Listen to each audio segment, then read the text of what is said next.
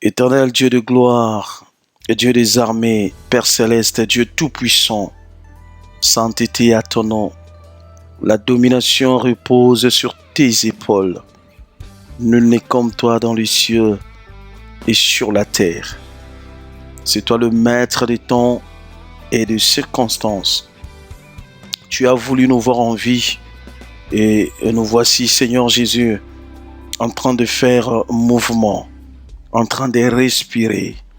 C'est pourquoi, Seigneur Jésus, nos cœurs unis, Seigneur Jésus, Alléluia, t'adorent, te célèbrent, te rend des actions de grâce car tu en mérites.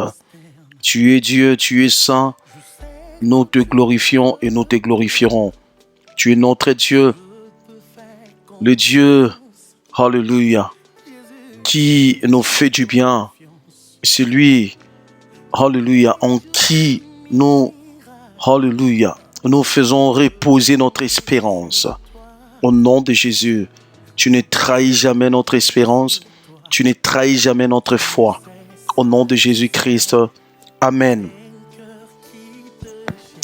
Gloire soit rendue à ce merveilleux Dieu qui nous a donné l'occasion de nous retrouver encore en prière et de consulter sa parole, d'entendre sa parole, que son nom soit béni. Je crois qu'il va faire du bien à une personne, puisque Dieu ne parle pas en vain. Si Dieu parle, c'est que Dieu a quelque chose à résoudre dans la vie de son peuple. C'est pas en vain que Dieu nous a convoqués. Nous sommes dans le livre du Actes chapitre 10. Nous sommes au chapitre 10e de Actes des Apôtres. Chapitre 10 du livre des Actes des Apôtres. Actes chapitre 10. Je commence à partir du verset 1er. La Bible dit: il y avait à Césarée un homme nommé Corneille, centenier dans la cohorte dite italienne. Cet homme était pieux et craignait Dieu avec toute sa maison. Il faisait beaucoup d'aumônes au peuple et priait Dieu continuellement. Waouh! Vers la 9e heure du jour, il vit clairement dans une vision un ange de Dieu qui entra chez lui et qui lui dit: Corneille. Le regard fixé sur lui est saisi d'effroi. Il répondit: qu'est-ce, Seigneur? Et l'ange lui dit: écoutez, tes prières et tes aumônes sont montées devant Dieu et il s'en est souvenu.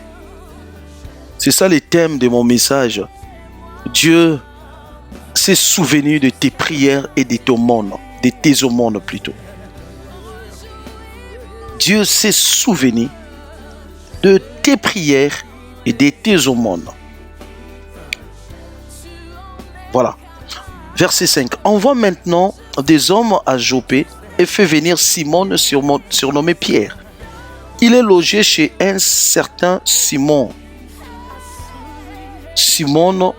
Coroyère, dont la maison est près de la mer. Dès que l'ange qui lui avait parlé fut parti, Corneille envoya 2 de ses serviteurs et un soldat pieux d'entre ceux qui étaient attachés à sa personne. Et après leur avoir tout raconté, il leur envoya à Joppé. Le lendemain, comme ils étaient en route et qu'ils approchaient de la ville, Pierre monta sur le toit vers la 6e heure pour prier. Il eut faim et il voulut manger. Pendant qu'on lui préparait à manger, il tomba en extase. Il vit le ciel ouvert et un objet semblable, ainsi de suite. Voilà, vous pouvez lire jusqu'à la fin et vous allez comprendre. Voilà. Bien-aimé, on nous parle d'un homme nommé Corneille. Cet homme, la Bible dit, j'ai aimé quand la Bible fait sa présentation, la Bible dit qu'il était pieux, c'est-à-dire qu'il était correct. Il vivait en parfaite harmonie avec Dieu. Il était dans la sanctification. Il menait une vie de sanctification. La Bible dit il priait continuellement. Écoutez d'abord des qualités. Waouh! Des qualités. La Bible fait sa présentation. J'aimerais que lorsque Dieu fera notre présentation quelque part, que Dieu épingle ses qualités, qu'il attache à notre personne toutes ses qualités. Un homme pieux, un homme chez qui il n'y avait pas de duplicité, un homme qui était correct. Voilà. La Bible dit, il priait continuellement Dieu et faisait des aumônes. Waouh! Ça dit, il faisait des dons, il faisait des actions de grâce. Il avait un cœur libéral. Il était libéral. Il ne mangeait pas ni bouffait son argent pour lui-même.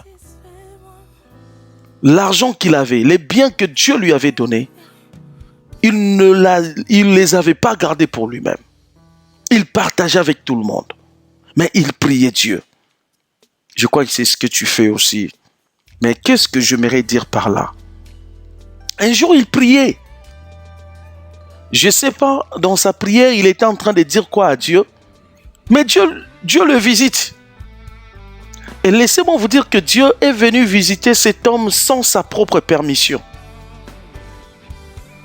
Dieu ne lui a pas demandé la permission. Non, Corneille, je veux venir chez toi. Est-ce que tu acceptes? Wow, ça m'a tiqué dans cette histoire. Ça a attiré vraiment mon attention. Dieu n'a pas demandé permission. Lui, il était en train de prier comme il a l'habitude. Mais il voit l'ange de Dieu le visiter. Sans sa permission, sans toquer, sans sa permission. C'est pour dire ceci. Que 1, celui qui est pieux. 2, celui qui craint Dieu.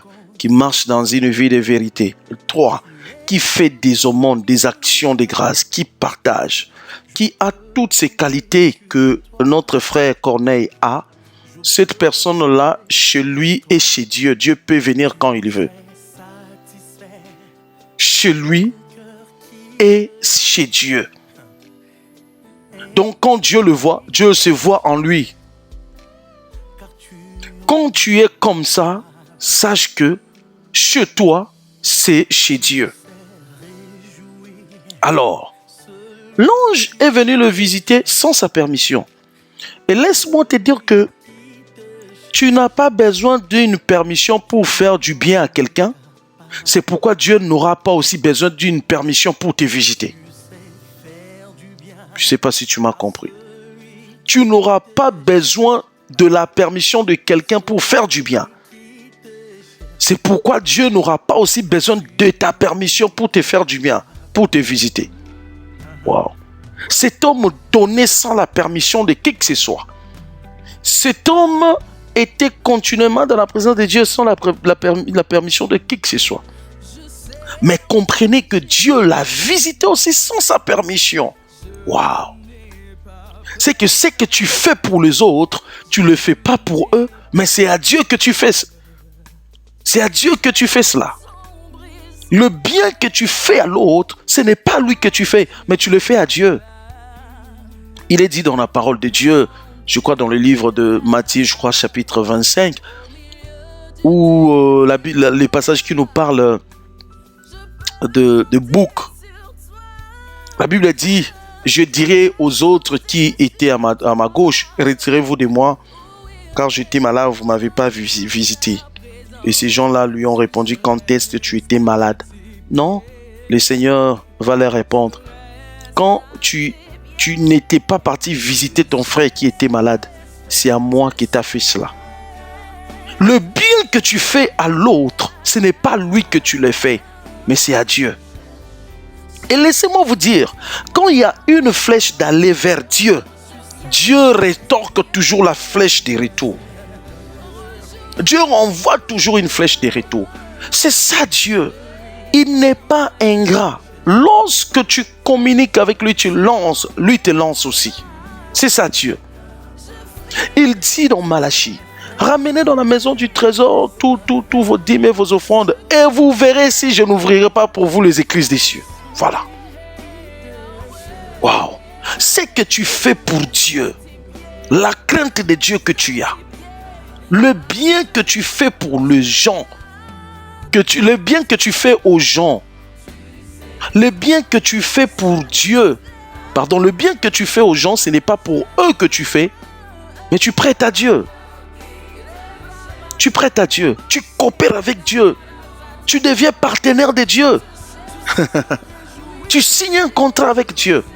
C'est pourquoi je suis venu encourager vous qui avez l'habitude de s'aimer dans les églises, de s'aimer, de soutenir les hommes de Dieu et d'aider les frères et sœurs, les orphelins.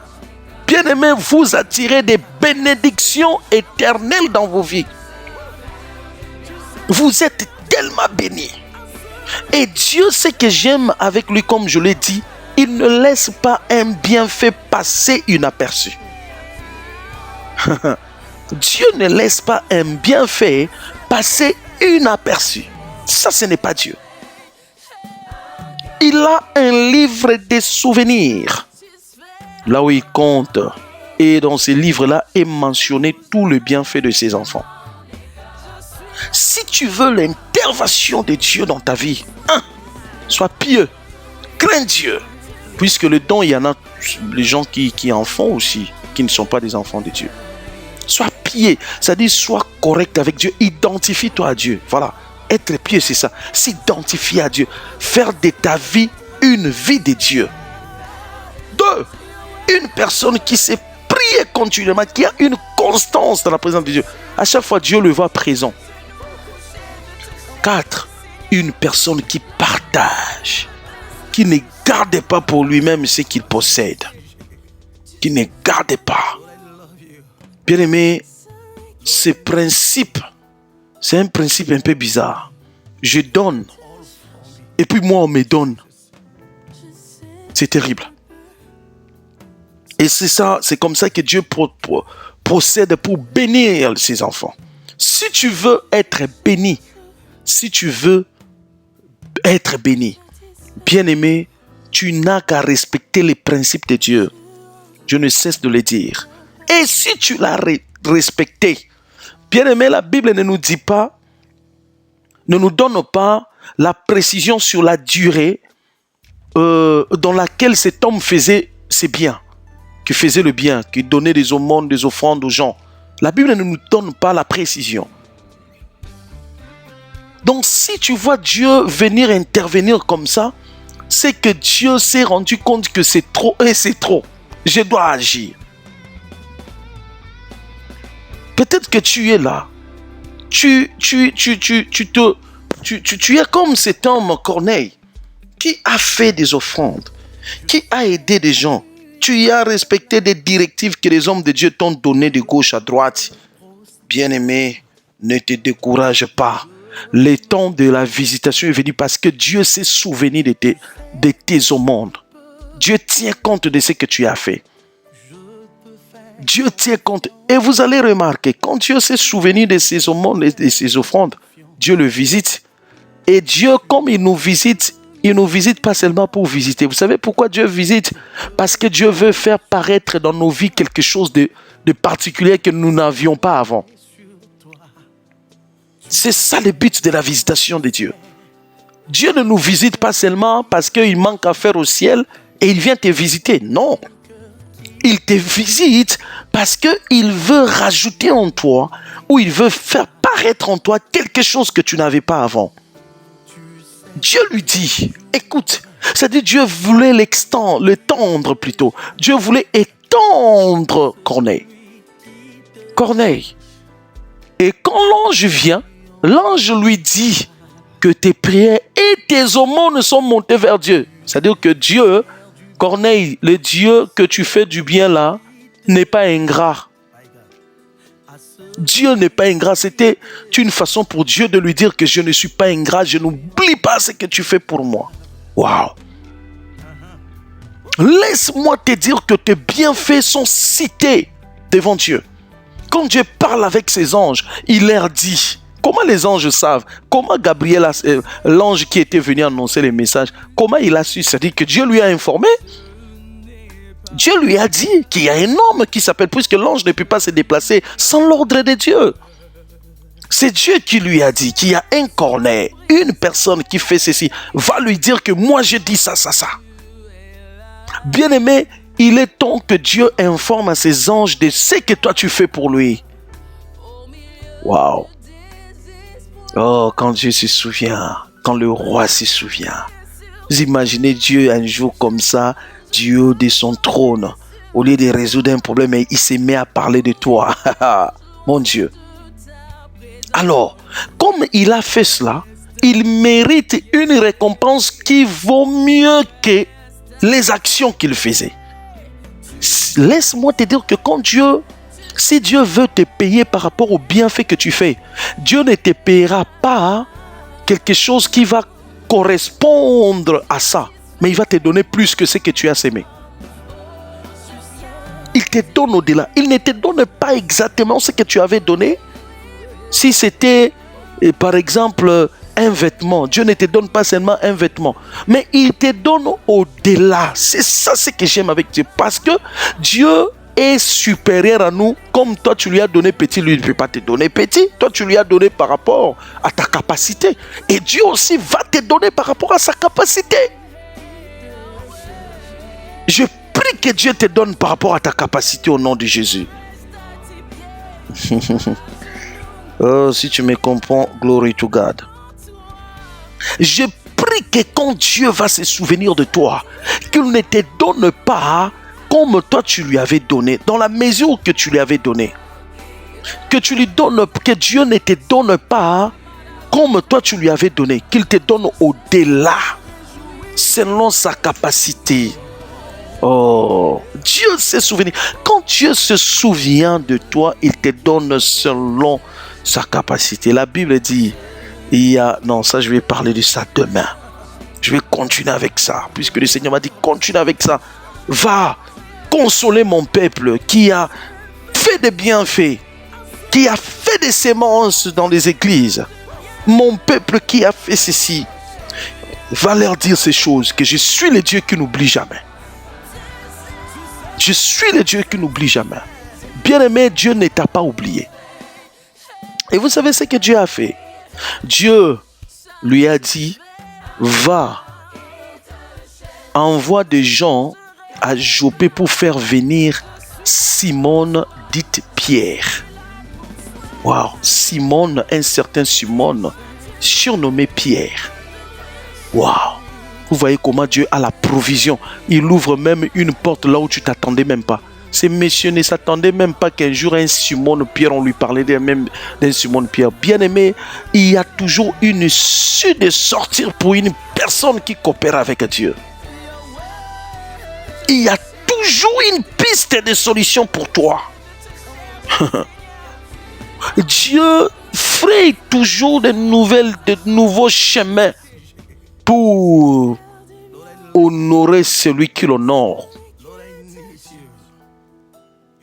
Oh, bien-aimé, attends-toi aux choses meilleures, aux choses que tu n'avais pas avant, que tu ne possédais pas avant. Attends-toi à cela. Attends-toi à ces choses. Oh my God. Je disais, attends-toi à ces choses. Attends-toi à ces choses. Bien-aimé, c'est pourquoi quand tu coopères avec Dieu, ne donne pas vraiment à Dieu une ligne de conduite. C'est-à-dire une ligne où comment Dieu doit faire les choses. Il ne faut pas lui dire ça. Il ne faut pas, quand tu coopères avec Dieu, ramener Dieu dans ta façon de voir les choses. Oh non, moi je pense que peut-être ça... Non, quand tu coopères avec Dieu, ton problème c'est de coopérer avec lui. Et laisse à Dieu la possibilité laisse à Dieu la gestion des choses. Que Dieu te propose, que Dieu te dise, que Dieu lui-même gère les choses, qu'il te dise comment cela va se faire. Ne lui ramène pas à ta volonté. Ne lui ramène pas à faire des choses comme toi tu penses. Ton problème, c'est de lui dire, Seigneur, je suis là disponible pour toi. Je vais encore faire du bien. Je vais encore faire ceci. Je vais encore faire ceci. Vous savez, hier la nuit, j'ai beaucoup prié pour vous. J'ai dit, oh Seigneur, souviens-toi.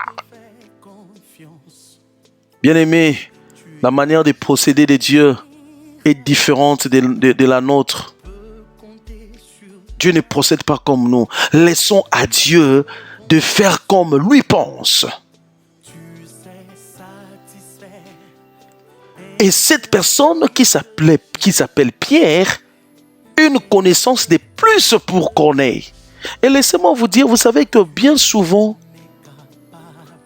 quand Dieu veut visiter ou bénir quelqu'un, il ne donne pas d'abord la bénédiction, mais il donne la provision de la bénédiction, c'est-à-dire des hommes. Dieu donne d'abord des hommes. Il faut comprendre qu'il y a d'autres personnes qui sont autour de vous, à vos côtés, qui sont comme des hommes des gens de la provision, de personnes de la provision. Et je prie que tu puisses identifier et que tu puisses rencontrer une personne de ta provision. Pierre est venu. Lui donnait les aumônes, il donnait les offrandes, mais Dieu ne lui a pas donné les aumônes et les offrandes et l'argent. Vous imaginez? Mais quand Pierre est venu, c'était pour qu'une église commence chez lui, puisque la Bible dit quand Pierre est venu, il a prié, le Saint-Esprit est descendu, les gens se sont repentis, c'est sûr qu'une église avait commencé là. C'est plus que l'or et l'argent. Oh, waouh!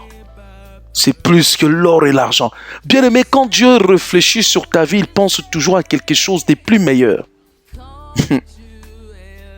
J'aimerais te le dire, quand Dieu pense à ta vie, il pense toujours à quelque chose de très grave, quelque chose de plus meilleur. C'est ce que tu dois savoir. Oh, que Dieu se souvienne de toi, qu'il prenne ton nom, qu'il le mette sur sa table, que Dieu parle de toi, qu'il se souvienne de toi. Oh, que le ciel se souvienne de quelqu'un qui m'entend. Je disais que le ciel se souvienne de quelqu'un qui m'entend. Oh, que Dieu se souvienne de toi, que Dieu se souvienne de toi. Je le dis au nom de Jésus, que le ciel se souvienne de toi, que Dieu se souvienne de toi au nom puissant de Yeshua, que Dieu se souvienne de toi. Quelque chose, le Saint-Esprit est descendu. Waouh! Vous voyez comment le Seigneur sait valoriser quelqu'un. Comment le Seigneur compte sur quelqu'un. Comment le Seigneur peut te... C'est-à-dire que Dieu a installé une usine de bénédiction dans la maison de Corneille. Waouh! La présence de Dieu, l'église, c'est comme une usine de produits de bénédiction, puisque la Bible dit, lorsque l'arche de l'alliance a été envoyée dans la maison d'Obed-Édom, la Bible dit, l'arche de l'alliance a béni la maison d'Obed-Édom. Obed-Édom était béni, lui et toute sa maison. C'est-à-dire que l'arche de l'alliance était comme une usine de production, de bénédiction. Oh, que Dieu le fasse dans ta vie, que Dieu te donne toute une usine. Que Dieu te donne toute une usine de production, de providence, toute une usine. Tu en as besoin. Je crois que tu en as besoin. I believe that. Tu en as besoin. Que Dieu le fasse au nom de Jésus. Oh, je disais que Dieu le fasse au nom de Jésus. Que Dieu le fasse au nom de Jésus. Alors je vais prier pour toi. Dans tes deux mains, je prie. Seigneur, ces mains que voici, Seigneur Jésus, ces mains ont toujours donné. Ces mains, Seigneur, ont toujours agi. Ces mains, Seigneur Jésus, ont toujours s'aimé. Je prie que tu donnes une providence. Que tu donnes, Seigneur Jésus, la bénédiction rattachée, Seigneur oh Dieu, à ses mains. Au nom de Jésus. Une bénédiction rattachée au principe de ses mains. Au principe des données. Seigneur, oh Dieu, je prie que tu fasses paraître dans leur vie, oh Dieu, dans la vie de chacun, ce qu'ils n'avaient pas avant, ce qu'ils ne possédaient pas avant, que tu leur valorises. Éternel, tu es Dieu. Tu es le roi des rois. Tu es le Seigneur des seigneurs. Tu es le Dieu tout-puissant. Tu es le Dieu de la Bible. Tu es le Dieu glorieux. Manifeste-toi. Tu es saint. Manifeste-toi. Tendre Père, Dieu des cieux, au nom de Jésus. Oui, que le ciel vous arrose de toutes sortes de bénédictions. Au nom de Jésus. Et que vous ne puissiez manquer de rien. Au nom de Jésus. Que la terre vous soit favorable. Que l'année 2021 vous soit favorable. Que vous soyez comblés de toutes sortes de bénédictions. Que vous soyez comblés de toutes sortes de bénédictions. Que vous ne puissiez manquer de rien au nom puissant de Jésus-Christ. Amen.